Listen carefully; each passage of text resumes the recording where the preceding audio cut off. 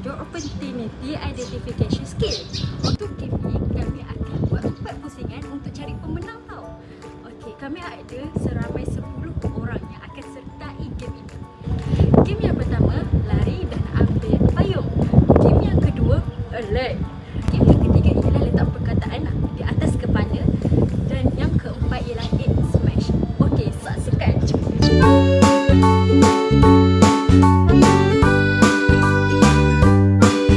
Okey, kita akan pergi ke pusingan pertama, iaitu lari dan ambil payung. Okey, game ini yang mana tidak berjaya iaitu 2 orang akan tersingkir dalam game. Terusnya adik. Jadi dia solusinya kita perlu cepat dan laju.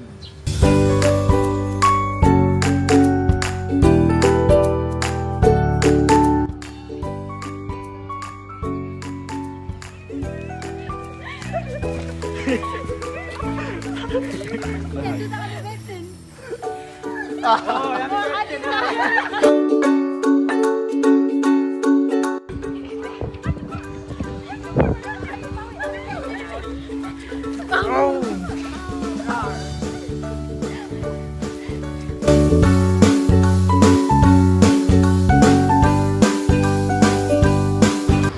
Terusnya, pusingan kedua, permainan alert. Permainan alert ini dimainkan secara berpasangan. Okey, macam mana nak main game ini? Game ini akan diberikan arahan ataupun instruktor untuk kita buat benda ni.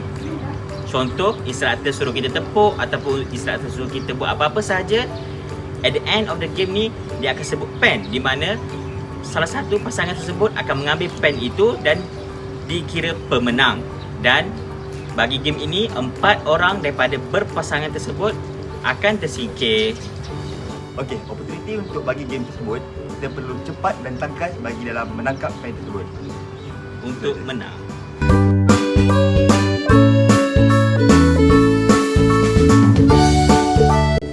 Rambut, telinga, hidung, mulut, mata, bahu, tangan.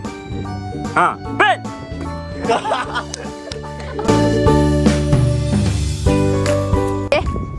Rambut, tepuk, tampar.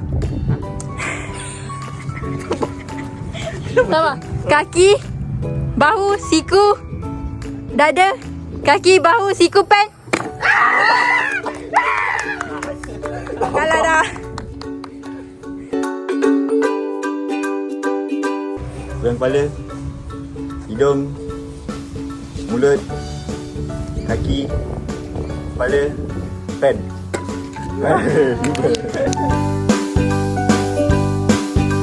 Pegang hidung, kepala, tepuk tangan, kaki, mata, mulut, hidung, kepala, pen.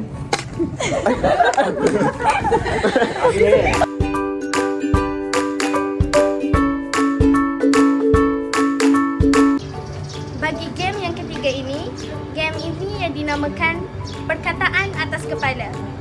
Game ini dijalankan secara berpasangan dan ianya berlangsung secara iaitu setiap pasangan, setiap seorang akan ditampal perkataan di atas dahinya dan mereka perlulah bersembang sehingga mereka tidak tersebut perkataan yang di atas dahinya sendiri.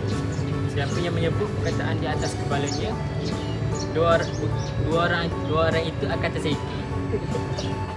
Opportunity dalam game ini iaitu pihak lawan dapat manipulate pasangan mereka agar pihak lawan mereka menyebut perkataan yang di atas dahi mereka sendiri.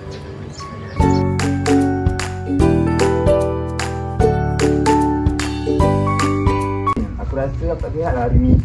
Cuma aku jom ke hospital. Tak ada. Jom je. Tak tahan ni. Kenapa kena pergi hospital? Kenapa kena pergi hospital? Aku rasa aku demam lah. Macam mana demam? Tak tahu. Tentang mulut sekarang ni. Sebab berasa sakit ni. Betul malam tu. Kalah dah. Dah sembuh lah. Sakit. Aku boleh cakap je. Esok kau buat apa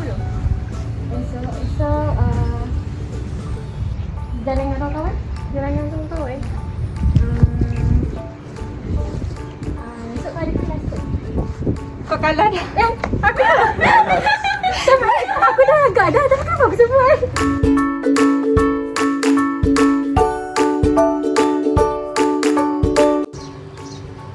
Pada pusingan terakhir ini, kita akan bermain 8 Smash, di mana cara bermain permainan ini ialah peserta perlulah tidak memecahkan telur dan pihak lawan akan mengambil peluang untuk mengalahkan pemain dengan cara mengangkat mangkuk supaya pemain dapat memecahkan telur tersebut.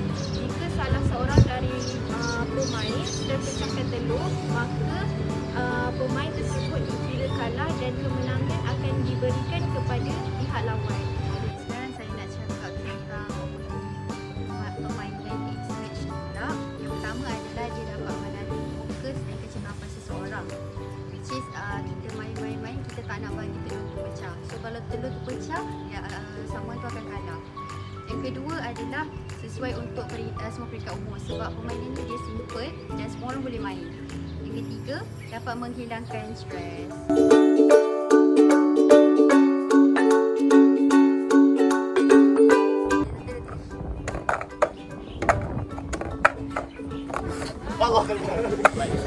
Start balik.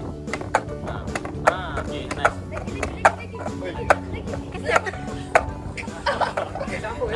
Semula.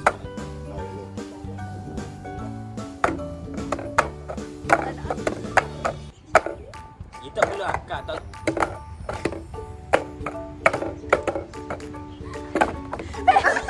Jangan pecah. Kita dah tengok. Dua tak singgah.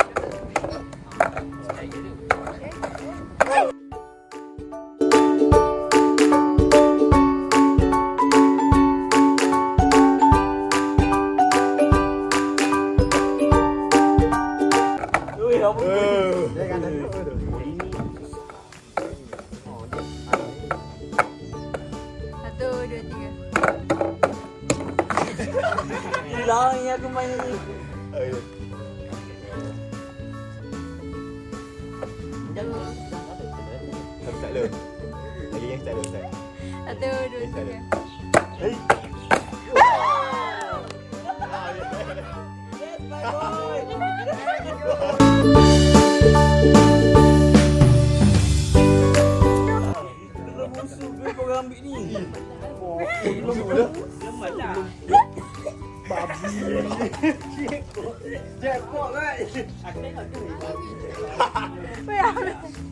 Wait a minute. Tak jangan orang. Pasal dia.